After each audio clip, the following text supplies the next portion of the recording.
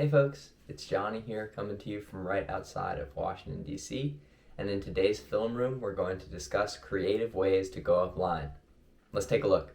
Now this first clip is from College Regionals 2021 and it's of me playing for William & Mary against Maryland. What we're going to see in the clip is a move that I like to call the bluff. Now the key to the bluff is making your defender think that your upline cut is covered and that you're done with it, that you're clearing back to the stack. So as you'll see after the initial upline cut here, a few half-hearted steps back to the stack make my defender believe that I'm finished with my cut.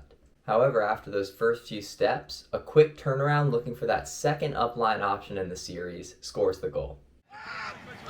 The bluff and other variations of this move are a great way to learn how the mental side of the game and using deception can be just as useful most of the time as being a dominant athlete. This second clip is of Mr. Dylan Freechild playing for Seattle Sockeye against Pony in the 2018 Nationals semifinal.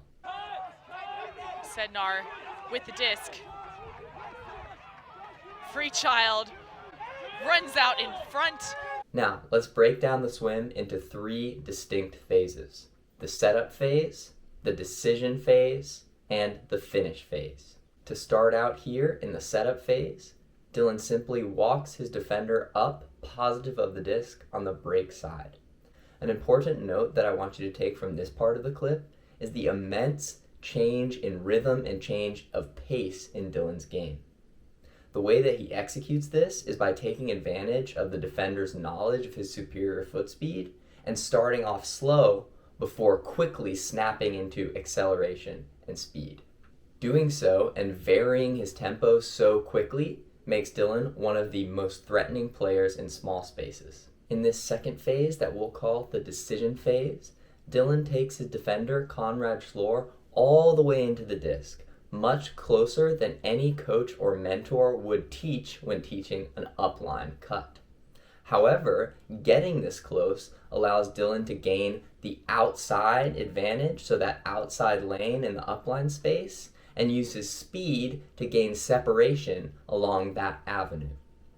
We call this the decision phase because at this point, Dylan has two choices.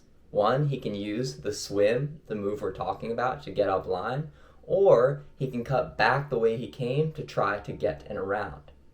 Now, a major negative of using this move is that choosing the around option is a little bit easier to defend due to the fact that Dylan has taken a lot of his horizontal space away by getting so close to the disc. However, when you've got Dylan's speed and you can execute the swim correctly, we'll see phase 3 come through in spades. And that is, of course, the finish phase with a bunch of separation up the line.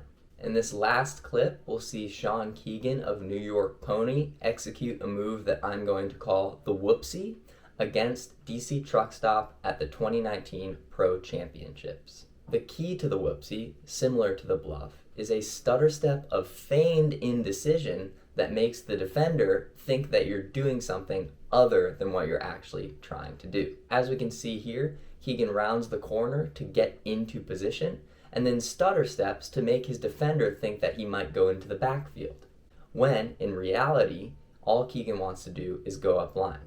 Here we can see the defender fall for the stutter step, make a jab like he's going to defend backfield, and this allows Keegan to get right around him into a bunch of open space in the end zone. That was our film room on creative ways to go up line. I hope you enjoyed and that you'll be able to use some of these moves in your own game. Let me know how it goes.